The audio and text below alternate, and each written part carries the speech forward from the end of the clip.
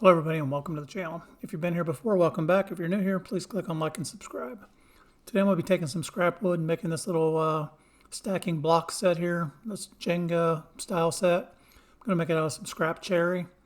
Make sure you drop a comment down below. Let me know if you like it or not. So I'm sure as many woodworkers have a pile of stuff that they don't know what to do with at the end. I'm going to make a little Jenga set out of this. So what I'm doing is looking for boards that are at least 1.5 inches wide, a little bit wider so I can cut them down, and 4.5 inches long. They also need to be at least 3/4 of an inch thick so I can plane them down to 3/4. Now the way these Jenga sets work out, or these block stacking sets work out, the math is 1, 2, 6. So basically, whatever your first size is, you multiply it by 2 to get the width, and you multiply it by 6 to get the length. So I'm going to be doing 3/4 inches thick, which is going to make them 1.5 inches wide and 4.5 inches long. Now you don't have to sand these like I'm doing. It's easier for me to just sand these big blocks down because as we cut it in smaller pieces, each one has to be individually addressed. So basically the more blemishes you fix as you go on the bigger pieces, it's a whole lot easier than taking a small piece and trying to sand it out, especially if you're doing smaller than what I'm doing here. So they've all been through the planer and I've got them all lightly sanded. Now remember, you need 54 pieces to make a set, so make sure you got enough scrap to do it. I usually don't change my saw settings very much because once we're starting, we can't really tell exactly how many pieces you're going to get. But if you need a few more, the important part is probably the width. So when you set it to 1.5 inches, if that's how wide you're doing, try not to change your blade again until you know for a fact you've got 54 pieces.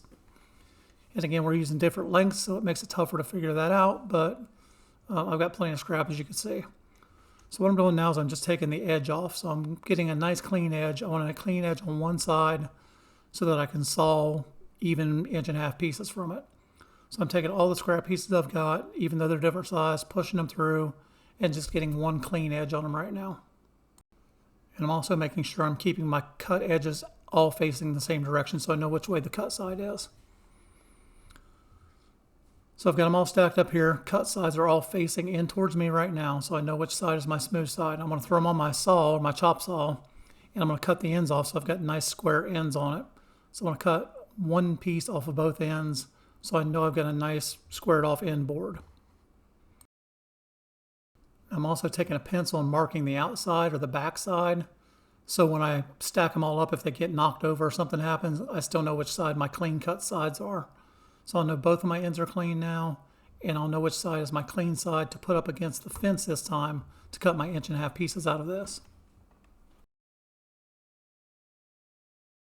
So I've got my fence set at 1.5 inches. I'm going to push all these pieces through now to get 1.5 inch slabs out of them, or 1.5 inch blanks. I'm using cherry. As you can see, my saw blade's a little bit dull, so I'm leaving some burn marks on there. I need a new blade, but it's not smoking yet, so I'm not changing it. And as you can see, I'm putting my clean side against the fence, and the side that I marked, I'm keeping away from the fence. That way I've got 4 square edges now. And I'm just going to keep repeating this until I'm through all my wood.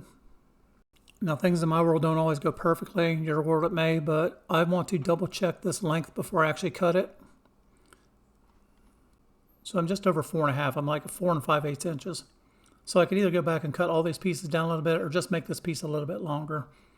If you're a perfectionist, you would go back through and cut all those pieces down by 1/8 or 1/16 of an inch. So I'm just going to make them a little bit longer. What I'm going to do is I'm going to take this piece of scrap here. As you can see, it's got a notch in the end, and I'm just going to make it blank. So I'm going to go ahead and chop it off with the chop saw where I think I need to be, trim it up to where it's perfect.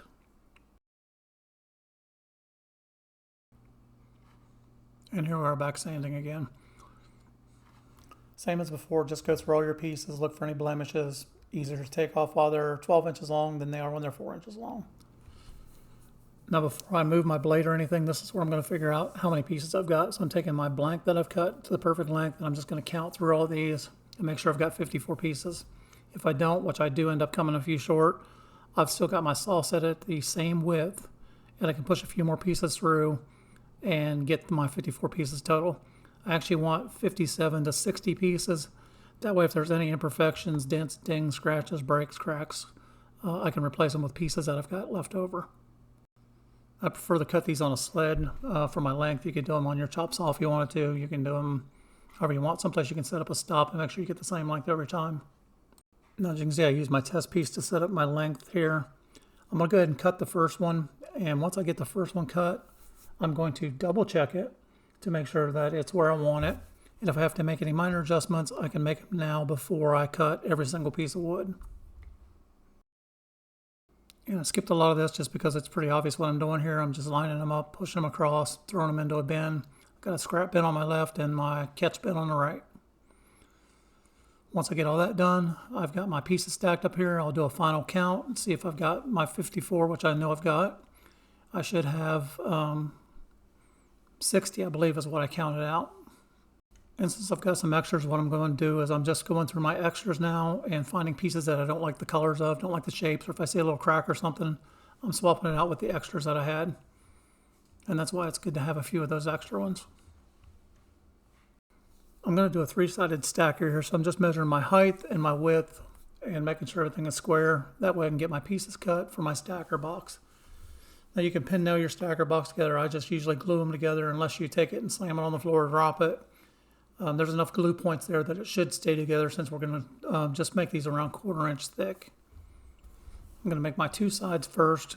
I'm going to make this out of one piece of wood. So I'm going to plane these down to 1/4 inch. So I'm running that piece of wood thicker. It's almost 1 inch thick. I'm going to run it down to about 3/4 inch just so I can get it nice and smooth. Split it down the middle and then run both pieces through the planer. That way they're both 1/4 inch or close to 1/4 inch. I may leave them a little thicker if I can get all the bacon marks out from the bandsaw.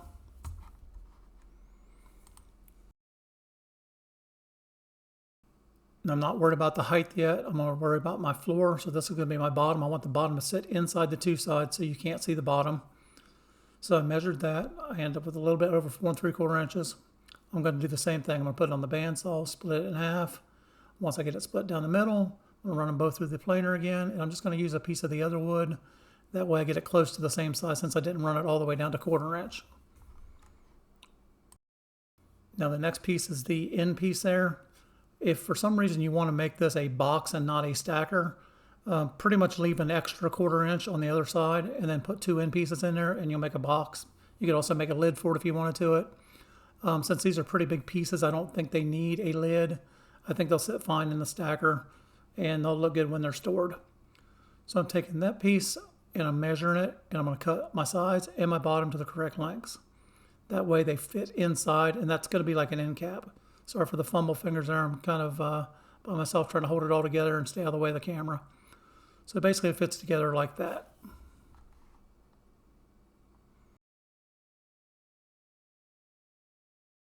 And once again, back to the sander.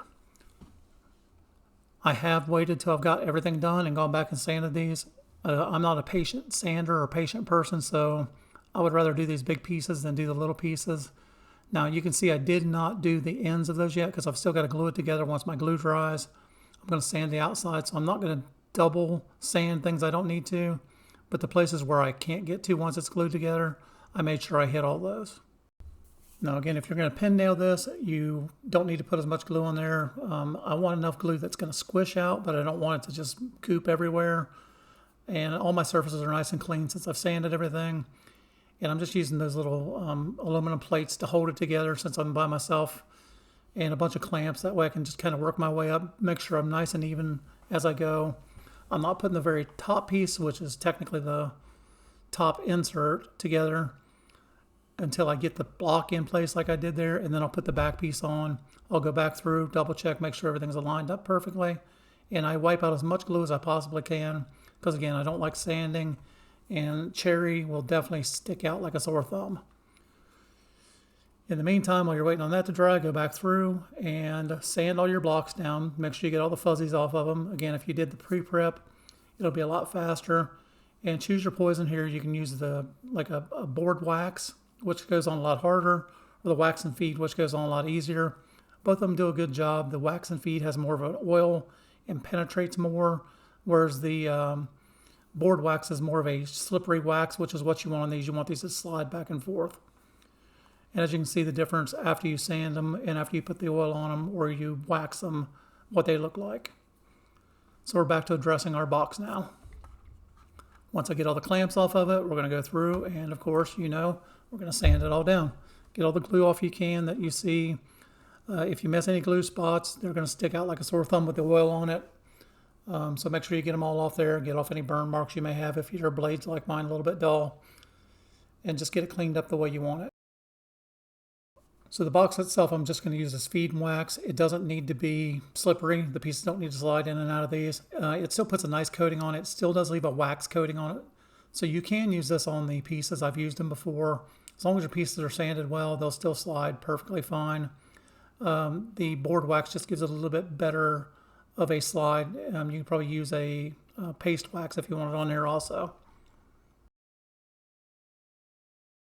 So I check them, make sure they're sliding okay. If they need to be addressed, you can go back and address them. Sometimes they need a little bit of TLC, a little bit more sanding or a little bit more oil or something on them to make them slide, but these are all working good.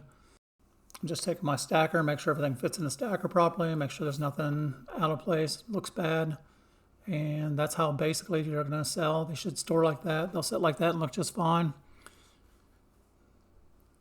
And then once you get it set up, you should be able to set it up on a table. In the stacker like that, you'll be able to lift the top off or you lift the stacker out and you'll be ready to play. Hope everyone enjoyed the video. Please click on like and subscribe. Drop a comment down below.